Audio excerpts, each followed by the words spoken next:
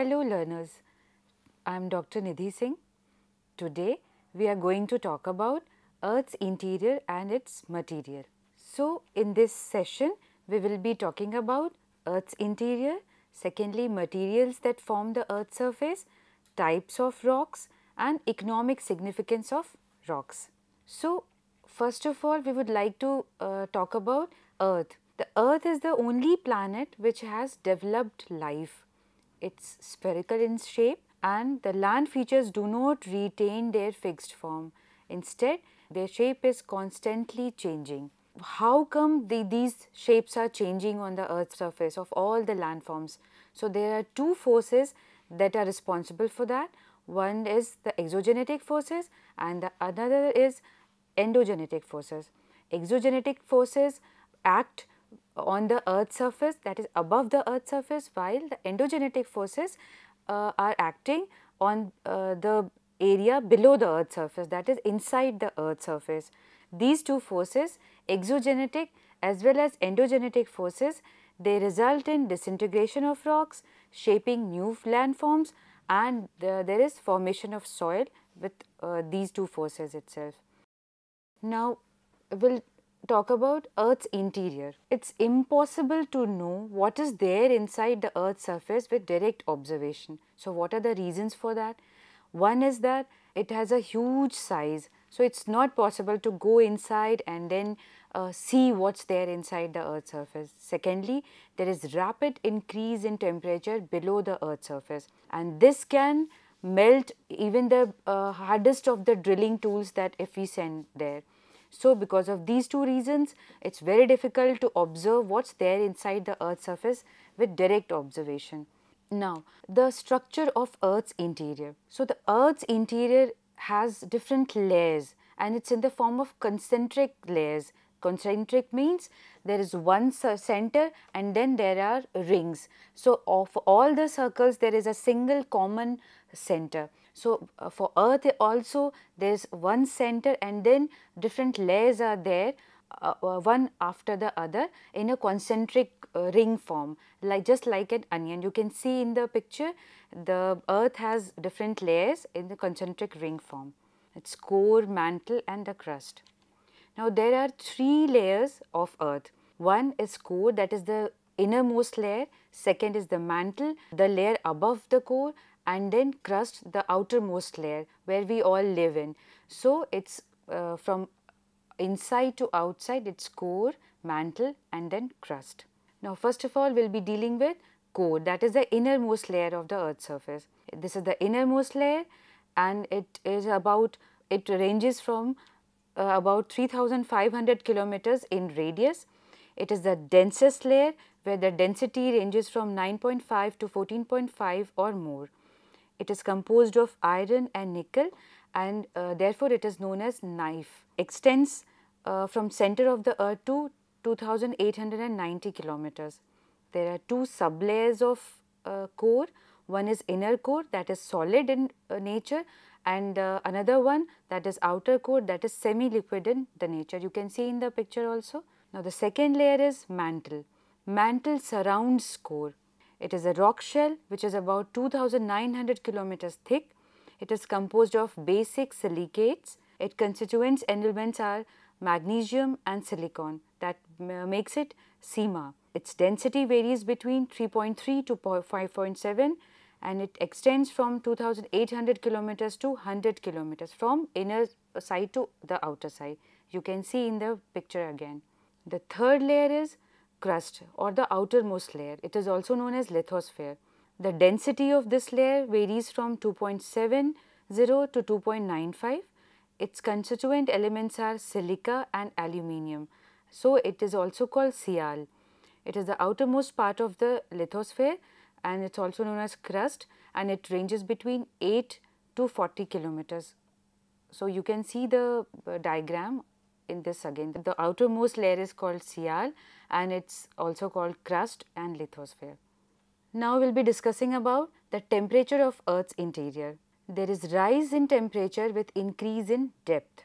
The evidences which are responsible for this, from where we can find out that how temperature rises with increase in depth, is that mines and deep wells, then molten lava erupting out of the earth's surface. So, when we go inside deep mines and wells, we feel little hotter. And secondly, another evidence is that molten lava comes out of the earth's surface, from inside the earth's surface to the earth's surface. So, the observation shows that the rate of increase of temperatures is not uniform. So, for the first 32 meters, the rate of increase is 10 degrees centigrade, while so it can be said that while for 32 meters it is 10 degrees centigrade, then for 10 kilometers inside the earth's surface it can be 3000 degrees centigrade, and further down it can be 12,000 degrees centigrade or more than that. But this is estimated, that we have estimated, but in reality this is not so. Why? Because otherwise if this would have been the case, the earth would have been in a molten state, but this is not the case. Why this is so? Because the rocks buried under the pressure of several kilometers of overlying rock melt at higher temperature than the surface rock. So, when there is lots of pressure inside the earth's surface because of the overlying pressure, overlying material, so what happens that because of pressure the rocks, they do not melt easily, they have higher density and they do not melt. So, therefore, earth is not at all in the molten state, the whole of the earth inside is not in a molten state. Now, another evidence to show that there are different constituents that form the earth's interior is the behavior of earthquake waves. With the help of earthquake waves, we can find out that there are different kind of material present inside the earth's surface. Some are denser, some are less denser, and so the behavior, the manner in which they are deflected, the earthquake waves are deflected, they show the constituent of the earth's interior. The rate of increase of temperature beneath the surface also varies depending upon the constituent of the material. So, for the upper 100 kilometer, the rate of increase of temperature is 12 degrees centigrade per kilometer. For the next 300 kilometers, it is 20 degrees centigrade per kilometer, and for below that it is 10 degrees centigrade per kilometer. So, pressure is also there which is acting here for changing the rate at which temperature is increasing, and as well as the density of the material inside the earth's surface. Now, pressure, another aspect that we study inside the earth's surface, the pressure. It increases from the surface towards the center of the earth. The reason is that there is huge weight of the overlying rocks. So, the molten material is under tremendous pressure. It acquires property of a solid, probably a plastic state. So, what is plastic state? Plastic state is not exactly solid, but not exactly liquid also, semi-liquid kind of state is there. Now, density, another aspect which we study inside the earth's surface, it again increases with pressure. So, the density also increases with the depth. There is a presence of higher material towards the earth's centers. So, the density of earth's layer also goes on increasing. The materials of the innermost part of the earth is very dense. So, temperature, pressure and density, all three aspects increase when we go inside the earth's surface or when we go deep into the earth. Now, what are the materials that are found on the earth's crust? So, the material of the earth crust is made up of rocks, and rocks are made up of minerals, and minerals are made up of elements in a definite ratio. So, elements make minerals, minerals make rocks, and rocks make the uppermost crust of the earth's surface. Now, the crust has more than 2000 minerals, out of which 6 are the most abundant minerals that are found on the earth's crust, and these are feldspar, quartz, pyroxenes, amphiboles, mica and olivine. So, these all minerals are the most abundant minerals found on the earth's crust. Now, when we are talking about the minerals and rocks, we should know that what are the different types of rocks. On the basis of mode of occurrence or mode of formation, there are 3 types of rocks. One is igneous rock, second one is sedimentary rocks, and then third one is metamorphic rocks. Now we'll be dealing in detail what are these rocks, how are they formed, what are different types of these rocks and so on. So first of all, igneous rock. Igneous rocks are formed by cooling of molten material called magma. When magma is deep seated inside the earth, it's known as magma, and when it comes out of the earth's surface, it's known as lava. Magma comes out in the form of lava, it cools down and it forms igneous rocks. You can see in the diagram also that magma is coming out, it's known as lava, and then it cools down and then it forms igneous rocks. So magma is formed around 40 kilometers deep inside the earth's surface, and then it comes out and it's called lava.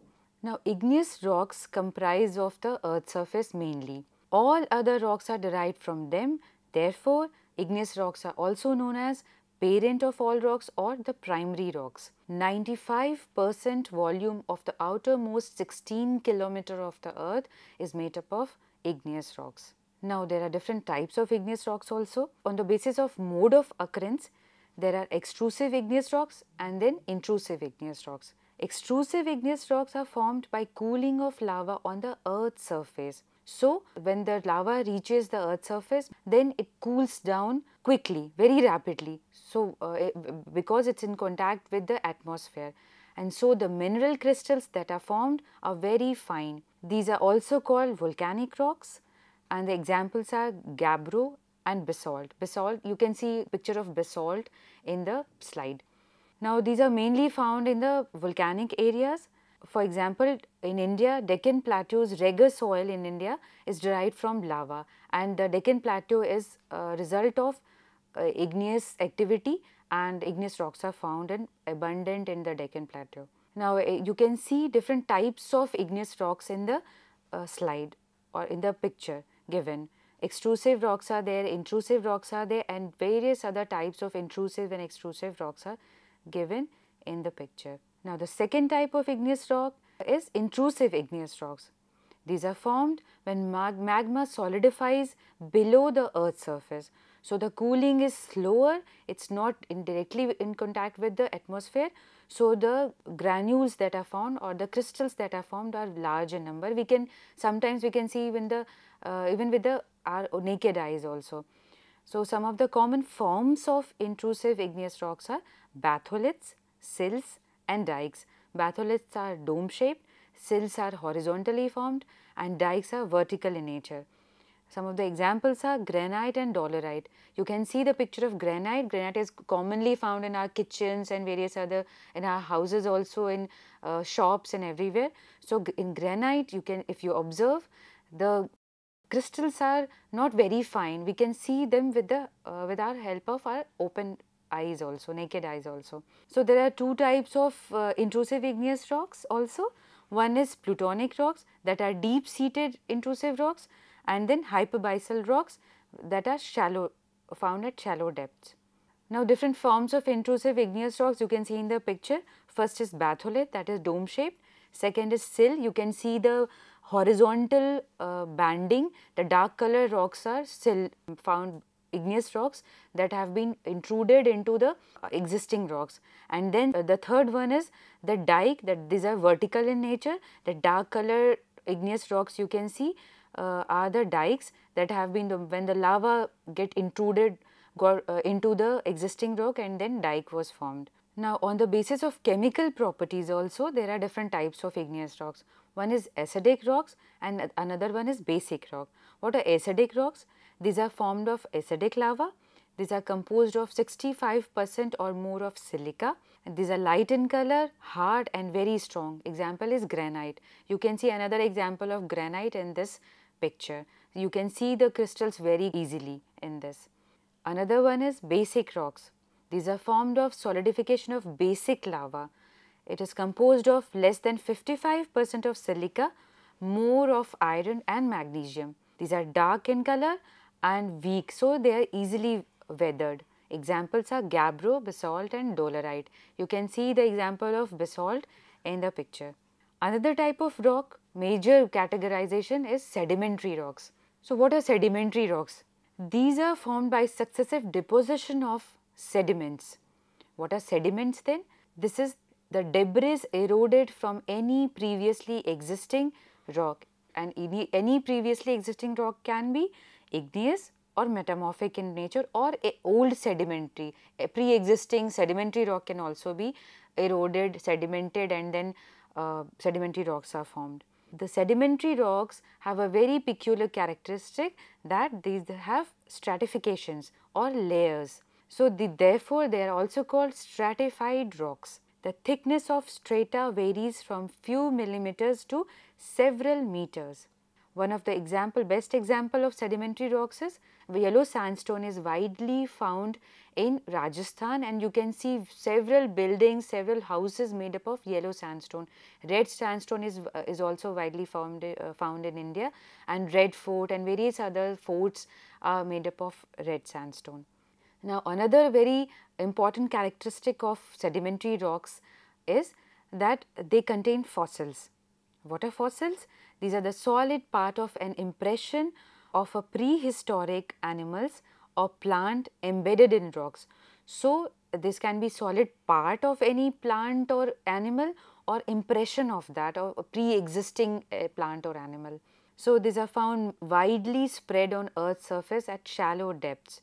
In the slide you can see the picture of fossils. So, these are fossils of marine animals which have been embedded in sedimentary rocks.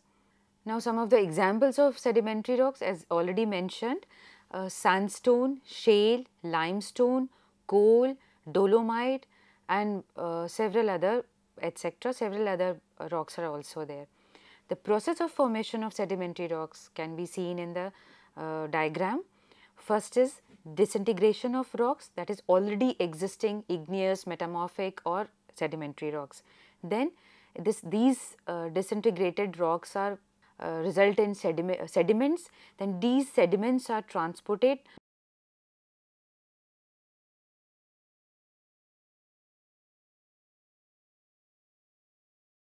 sedimentation takes place, then compaction or cementation takes place, and then sedimentary rocks are formed. Various folded mountains of the world like Himalayas, Andes, etc.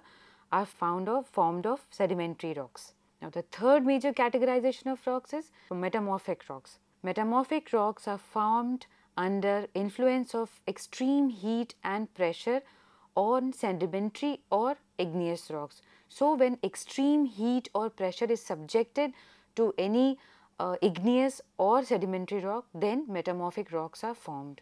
You can see in the diagram, when existing rocks are subjected to extreme heat and pressure, there is change in color, structure, composition and hardness. This whole process of change is known as metamorphism. So, existing rock is subjected to heat and pressure, metamorphism process takes place, and then metamorphic rocks are formed. Examples of metamorphic rocks are slate, gneiss, schist, marble and diamond. Now, there are two types of metamorphism, that is the process through which metamorphic rocks are formed. One is thermal or contact metamorphism, as you can see in the diagram, and then second is dynamic or regional metamorphism. The first one, that is thermal metamorphism, is the process of change by heat, while the second metamorphism is process of change by tremendous pressure.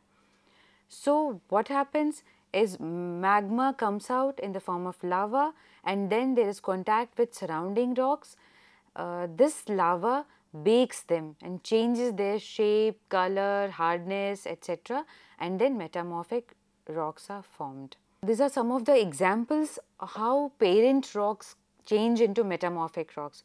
So, some of the examples are given in the slide. You can see that limestone or dolomite changes to marble, sandstone, which is a sedimentary rock, changes or metamorphosized into quartzite, shale gets metamorphosized into slate, slate then further gets metamorphosized to phyllite and schist, and then it further gets changed into schist. Coal gets metamorphosized into graphite or diamond, and then granite changes into gneiss. picture that you can see is of marble rocks. Marble rocks are widely formed in Rajasthan as well as in MP also. So, the Bheda Ghat, famous Bheda Ghat of Madhya Pradesh has abundant of marble rocks. Now, the occurrence of metamorphic rocks, marble as mentioned earlier again is found in Rajasthan, Bihar also and Madhya Pradesh. Slate is found in Orissa, Andhra Pradesh and Haryana. It is also found in Kangra and Kumaon regions of Himalaya in different colors. In picture you can see Taj Mahal, which is made up of white marble rocks, and these are metamorphic rocks. After discussing about various types of rocks, now we will be discussing about economic significance of rocks. So, the first and most important significance of rocks is that soils are derived out of them. So, soil provide the basis for growing food and crops. So, we are directly or indirectly dependent on soil, and it also helps in providing raw material for many industries. So, soil provides a base for growing food as well as raw material for various other industries. The second important significance of rock is it provides building material. So, it is a source of building material directly or indirectly. For example, granite, gneiss, sandstone, marbles, slates, etc. are used in construction purposes. Taj Mahal, as mentioned earlier again, is made up of white marble. Various other forts and buildings and houses are made up of yellow sandstone, red sandstone, and historically now we use cement, but earlier people used to use these locally available rock materials only. For example, yellow sandstone, red sandstone were used for building purposes. Then red forts of Delhi and Agra are made up of red sandstone. You can see in the picture, yellow sandstone building is also there, and then red sandstone building is also there. Then slates are used for roof purposes in various areas because they are locally present or available there. Now, the third economic significance of rocks is mineral source. They provide the mineral source for various, which are further used in various industries. The foundation of the modern civilization started with mineral resources. Iron, copper, aluminium, gold, etc. are derived from rocks. So, the Iron Age is known for discovery of iron and use of it, and similarly copper and various other minerals were used for formation of tools, and civilization were based on that. Then fourth important economic significance is that it provides raw material for various industries like cement industries, and then graphite is used for crucible and pencil manufacturing. In this picture you can see there are three different pictures. One is of iron ore. So, this is iron ore which is used for in various industries for various purposes. Graphite, the commonly used thing of graphite, made up of graphite, is our pencil. So, pencils have graphite in them. Then gold is there, we use ornaments, and gold is used for various other purposes in several industries and for chemical processes also. So, these are some of the economic significance of the rocks. Another economic significance is precious stones. Various precious stones are derived from metamorphic and igneous rocks, and for example, diamond, gems, rubies and sapphire. Another, the sixth important significance of rocks is that various fuels are derived from these rocks. For example, coal, petroleum, natural gas and nuclear minerals are also there, which are used for creating electricity, generating electricity, and these are used in houses, then industries and various other purposes. Fertilizers are also derived from rocks. Phosphate fertilizers are derived from phosphorite minerals, and these are widely used in growing food. So, in this session we learnt about Earth's interior, different layers of the earth, core, mantle and crust, then different materials that the earth's surface is formed of, different types of rocks, igneous rocks, sedimentary rocks, metamorphic rocks, various characteristics of these rocks, various subtypes of these rocks, and their economic significance, which is helpful in our day-to-day life.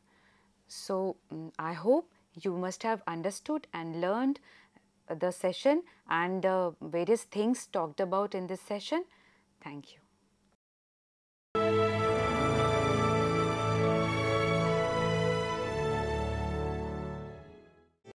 Hindustan के हर कोने में नौजवानों के पास प्रतिभा है, उन्हें अवसर चाहिए। NIOS देता रहा है युवाओं को अवसर आगे बढ़ने का। NIOS से पढ़ने वाले इन युवाओं ने किया है संस्थान को गौरवान्वित। दिव्यांगों ने बन के दिखाया है सबल और आत्मनिर्भर। NIOS के साथ आप भी जुड़िए NIOS के संग।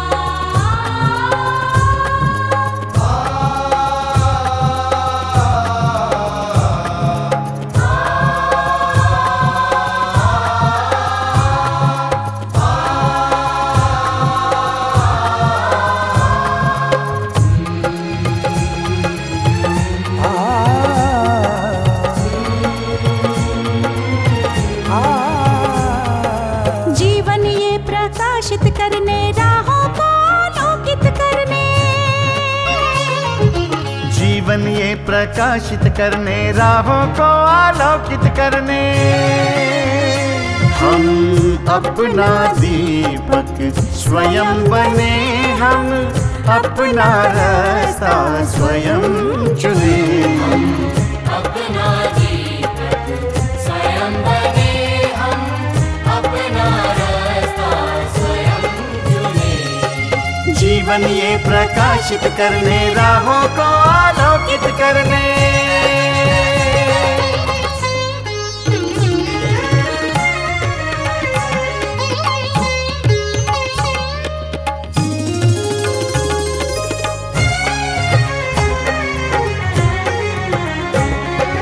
धन साधन समय की सीमा से विद्यालय जो मुक्त हो, धन साधन समय की सीमा से विद्यालय जो मुक्त हो। कभी पढ़े हम कहीं पढ़े, वे विषय की लोच से युक्त हो। कभी पढ़े हम कहीं पढ़े, वे विषय की लोच से युक्त हो। मित्रों हम उठे और जागे, मंजिल आने की ध्वनि सुने। हम अपना दीपक स्वयं बने, हम अपना रास्ता स्वयं चुने। जीवन ये प्रकाशित करने, राहों को आलोकित करने।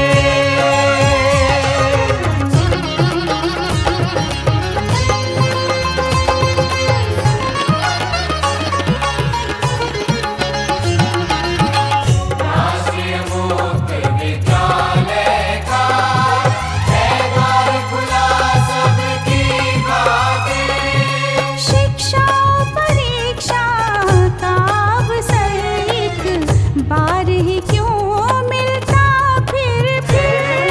शिक्षा और परीक्षा का अवसर एक बार ही क्यों मिलता फिर।